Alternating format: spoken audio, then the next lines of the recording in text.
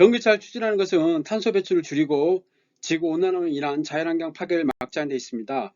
그런데 전기차의 동력이 2차 전지입니다. 여기에서 광산 채굴, 그리고 소재 가공, 그리고 폐배터리에서 엄청난 탄소 배출과 오염을 가져올 수 있습니다. 그렇기 때문에 이에 대한 대책이 철저히 필요할 것으로 보입니다. 이번에 이제 환경부에서는 2차 전지 산업의 경우 원료 소재 등 가공하는 과정에서 금속 산화물, 산성 및 염기성 용액을 다른 산업에 비해 많이 사용함에 따라서 미생물을 활용한 폐수 처리 공정 효율이 저하되거나 생태 독성 배출 허가 기준을 초과하는 사례가 이제 종종 발생하기 때문에 이에 대한 어떤 대책을 발표했습니다. 특히 폐수 내 염분이 높아질 경우에 폐수 처리 공정 효율이 저하되고 시설이 부식될 수 있기 때문에 이에 대한 대책이 필요할 것으로 보입니다. 그래서 환경부에서는 이번에 공공 폐수 처리 시설이라든지 여러 가지 사항에 대해서 대책을 발표하고 있습니다. 2차전지 산업 폐수 처리 기술 지원 개요를 보겠습니다. 지원 대상으로서는 국내 2차전지 관련 산업소 현재 운영 중이나 신설, 증설 계획에 있어 생태 독성 또는 배출 허용 기준 관리가 필요한 경우입니다. 여기서 이제 2차전지는 광선 채굴부터 해가지고 소재 가공, 그리고 이제 폐배터리 리사이클 부분이 있겠습니다. 여기에서 엄청난 이제 오염물질이 발생합니다. 그렇기 때문에 2차전지 산업에서 폐수 처리는 매우 중요하다 볼 수 있겠습니다.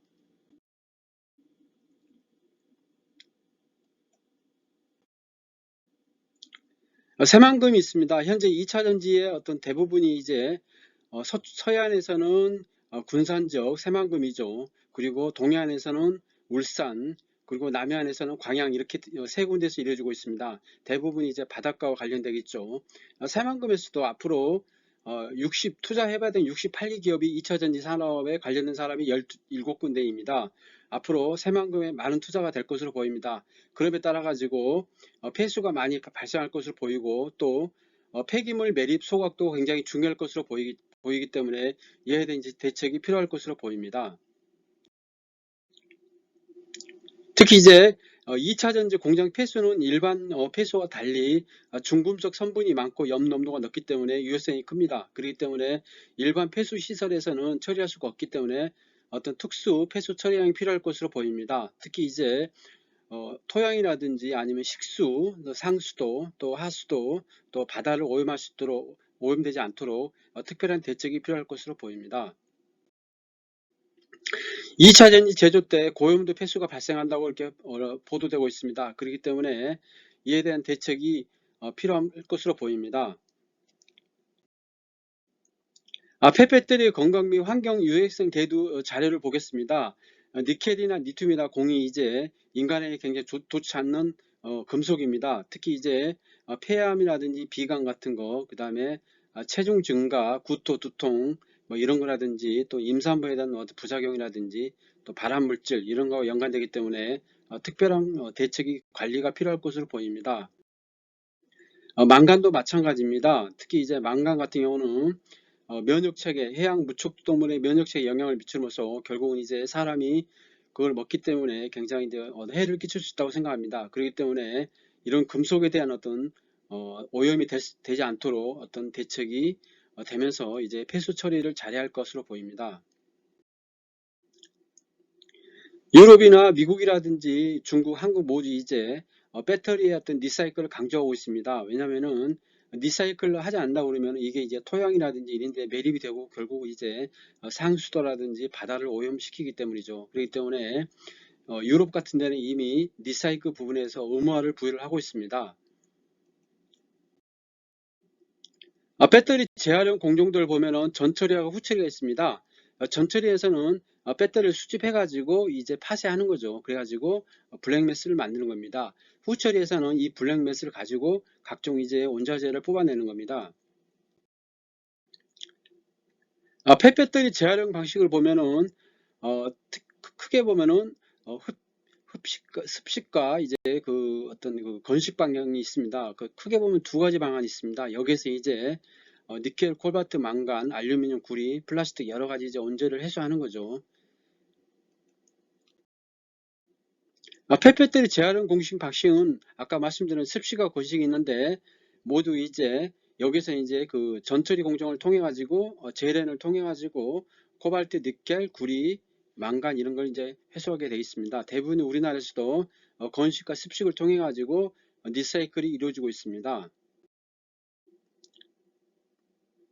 그렇지만 이제 그 습식이나 건식이나 공이 이제 여러 가지 장점과 단점이 있겠지만은 가장 중요한 거는 이제 폐수라든지 아니면은 폐기물이 많이 나온다는 거죠. 그리고 탄소 배출도 많다는 이런 단점이 있습니다.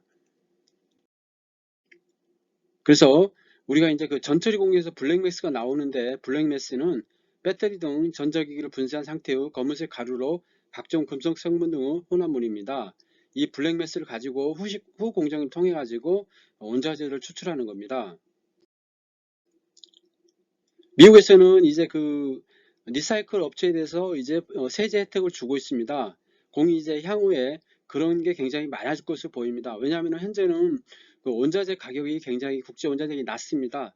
특히나 이제 일반 보통 원자재에 비해 가지고 리사이클 원자재는 20에서 30% 가격이 낮습니다. 그렇기 때문에 어떤 세제 혜택이라든지 보조금 지급을 통해 가지고 리사이클 부분이 앞으로는 향후에는 활성화될 것으로 보이고, 리사이클 부분에 대한 원자재를 사용을 확대를 이제 계속 이제 늘려갈 것으로 보입니다. 배터리 기초 소재 제품의 이제 포트폴리오를 보면은 이제 황산 코발트, 황산 니켈, 탄산 리튬, 황산 망간, 구리를 이제 사용을 해서 어떤 소재 부분에 양극재를 통해 가지고 리튬하고 섞어 가지고 이제 그 제조를 하지만은 나중에는 이제 이게 폐차가 됐을 때 다시 이제 그 리사이클을 통해 가지고 생산을 하는 겁니다. 그래서 순환이 되는 거죠. 아쿠아 메탈스를 말씀드리겠습니다. 아쿠아 메탈스는 이런 습식이라든지 건식 공정을 통하지 않습니다. 후공정에서 전기 도금을 통해 가지고 수산화 나트륨을 추출을 합니다. NCM 경우에.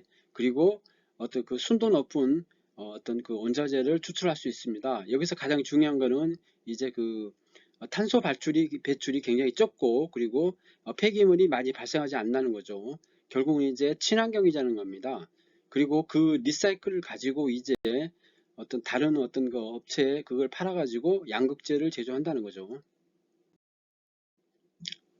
그래서 유로 머티리얼즈는 현재 그 작년에 그 회사가 설립됐는데 전처리 공정만 갖고 있습니다. 여기서 이제 8,000톤의 어떤 시설을 가지고 블랙매스를 생산을 이제 계획을 하고 있습니다. 그래서 24,000톤까지 확장한다는 거죠.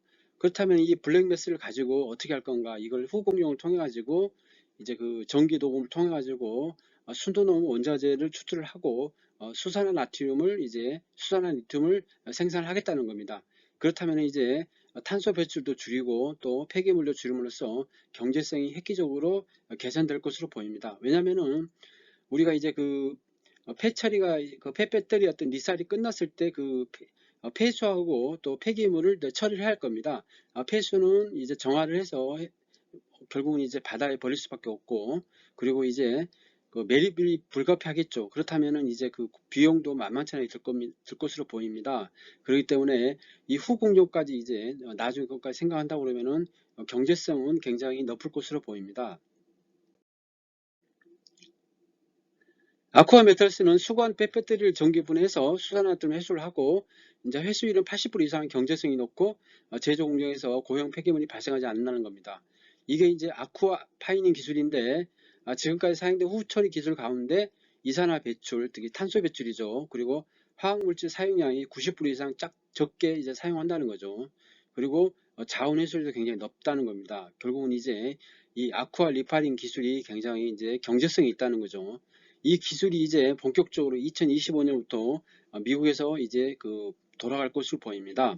미국도 마찬가지로 현재 그 전기차가 잘 팔리고 있는데 2030년부터는 폐배터리 폐자동차가 전기차가 굉장히 많이 발생할 것으로 보이기 때문에 이 부분이 향후에는 굉장히 활성화될 것으로 보입니다.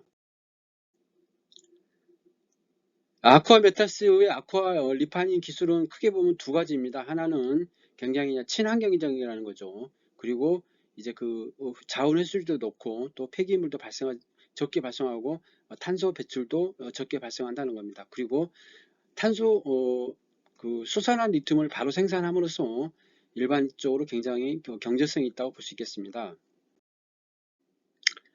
그러면 유로 모티리아즈가 페베토리는 이제 환경에 좀 해로울 수 보겠습니다. 있는 많은 유해 물질을 포함하고 있습니다. 페베토리가 토양에 버려지거나 적절하지 않은 방법으로 처리되면 토양 수질 오염을 일으킬 수 있습니다. 이러한 오염은 다양한 화학 물질로 인해 발생할 수 있으며 주요 오염 물질로는 납, 카드뮴, 수은, 아연 등이 있습니다. 페베토리의 유해 물질은 토양으로 침투하여 지속적인 오염을 초래할 수 있습니다. 이는 작물과 식물에 영향을 미치고 식물을 통해 음식 사슬을 통해 인간에게 도달할 수도 있습니다. 또한 오염된 토양은 지하수와 인접한 지역에서 지하수 오염을 초래할 수도 있습니다. 따라서 페베토리는 적절한 방법으로 처리되어야 합니다. 이는 폐기물 관리 시설을 통해 안전하게 처리하거나 특정한 수거 프로그램을 통해 페베토리를 재활용하는 것을 의미합니다. 이렇게 함으로써 토양 수질 오염을 예방하고 환경을 보호할 수 있습니다. 페베토리를 리사이클한 후 폐수를 바다로 방류하는 것은 권장되지 않는 행동입니다. 페베토리를 처리하기 위한 적절한 방법은 환경에 안전하고 지속 가능한 방식으로 이루어져야 합니다. 페베토리의 리사이클링 과정은 전기분해, 건식 및 습식 처리 등 다양한 방법을 포함할 수 있습니다. 이러한 과정에서는 탄소 배출과 폐기물 배출을 최소화하기 위해 적절한 조치가 필요합니다. 전기분해는 페베토리에서 유용한 금속을 회수하기 위해 사용되는 방법 중 하나입니다. 이 과정에서는 페베토리를 전기적으로 분해하여 금속 부분을 분리합니다. 이로써 금속은 재활용될 수 있으며 이는 자원 절약과 탄소 배출 감소에 도움을 줄 수 있습니다. 건식 및 습식 처리는 페베토리를 특정 화학적인 방법으로 처리하는 방법입니다. 이러한 처리 과정에서는 페베토리의 유해 물질을 안전하게 제거하고 환경 오염을 최소화하기 위해 적절한 방법을 사용합니다. 탄소 배출과 폐기물 배출을 최소화하기 위해 리사이클링 과정에서는 환경 규제 및 가이드라인을 준수해야 합니다. 이는 폐기물 처리 시설이나 리사이클링 업체에서 적절한 환경, 관리 및 탄소 배출 감소를 위한 조치를 취하는 것을 의미합니다.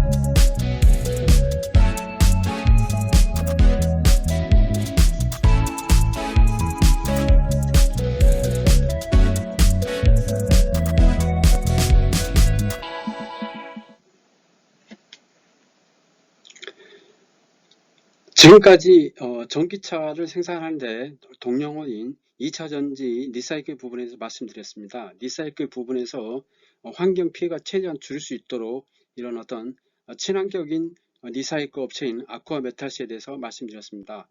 구독, 좋아요 부탁드리겠습니다. 매수매도 추천 아니면 단순 참고하시기 바랍니다. 감사합니다.